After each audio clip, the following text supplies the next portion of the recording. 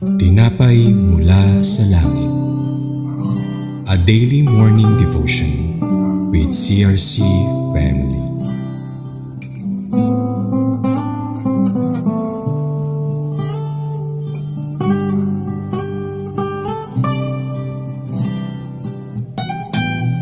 Isang mapagpalang umaga sa bawat isa. Ako po si Kenneth Karamat. Samahan niyo po kami sa ating programang Tinapay Mula sa Langit. Ang pang-araw-araw nating devotion sa salita ng Diyos. Ngayong umaga ay babasa tayo sa Hukom chapter 19 verse 5 to 10. Ngunit bago po tayo magpatuloy, tayo'y dumako sa maikling panalangin. Panginoong Diyos na makapangyarihan sa lahat, kami po ay taos-pusong nagpapasalamat sa umagang ito. Salamat sa buhay, sa kalakasan at sa pagkakataong makapagpahayag ng inyong salita. Pagpalaan mo po ang aming pagtitipon at kabayan ng bawat isa. Ito po ang aming dalangin sa pangalan ni Jesus. Amen. Atin pong basahin ang Hukom chapter 19 verse 5 to 10 na pinamagatang The father of the concubine extend the visit with hospitality. Nang ikaapat na araw, maaga silang bumangon upang makasamang umuwi. Ngunit sinabi ng ama ng babae sa manugang niya, kumain muna kayo bago umalis. Kaya kumain silang dalawa. Pagkatapos sinabi ng ama ng babae, dito muna kayo magpalipas ng gabi at magsasaya tayo. Hindi sana siya papayag pero pinilit siya ng biyanang lalaki. Kaya nanatili na lang sila. Kinamagaan, nakahanda na silang umalis. Pero sinabi na naman ng ama ng babae, kumain muna kayo at mamayang hapon na lang kayo umalis. Kaya kumain muna sila. Nang aalis na ang Levita, ang asawa niya at ang kanyang utusan, sinabi ng ama ng babae, hapon na at mamaya-maya ay madilim na. Mabuti pa rito na lang kayo muli matulog. Masaya muna kayo rito at maaga lang kayong umalis bukas. Ngunit hindi na pumayag ang Levita. Sa halip, umalis siya at ang asawa niya, kasama ang utusan at 2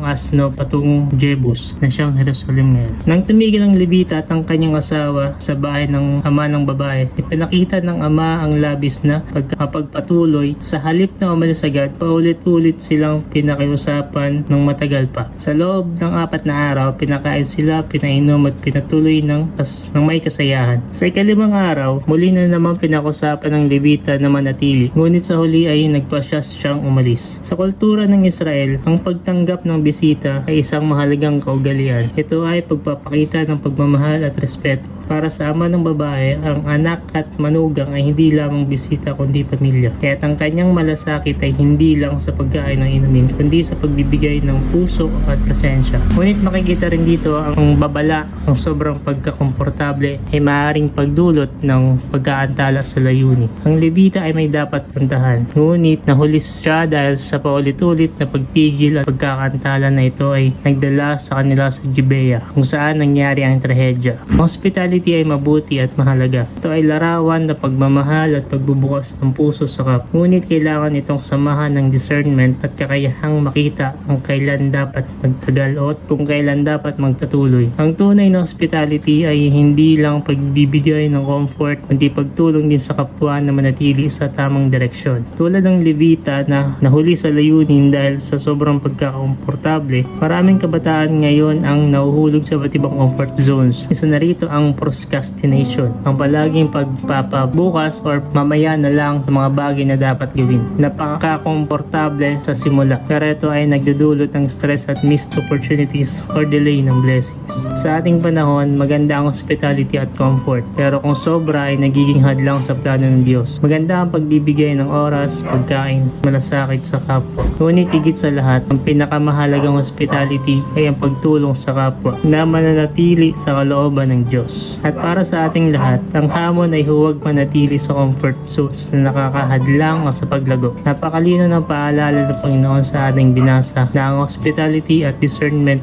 ay dapat magkasamang lumakad. At sa modernong panahon, maganda ang comfort, ngunit mas mahalaga ang paglago. Tayo po ay manalangin. Aming Ama sa langit, maraming salamat po sa mga salita at paalala na aming narinig ngayong pagtitipon. Naway ang mga aral na ito ay maging gabay sa aming pag-araw-araw na pamumuhay. Pagpalain mo po ang bawat isa sa aming pag-uwi at patuloy na ilapit kami sa inyong presensya. Ito po ang aming dalangin sa ngalan ng aming Panginoon. Amen. Maraming salamat po sa inyong pakikibahagi sa ating programa. Lagi po nating pagnilayan ang salita ng Diyos mula sa ating puso dahil lubos ang magiging magiging kaunawaan natin dito. Muli po ninyo kaming samahan bukas sa pagninilay ng kanyang mga salita dito sa programang Tinapay Mula sa Langit. Malaya po ninyong i-share video na ito upang kayo rin ay maging pagpapala sa iba. Pagpalaan po tayong lahat ng ating Panginoon. Magandang umaga.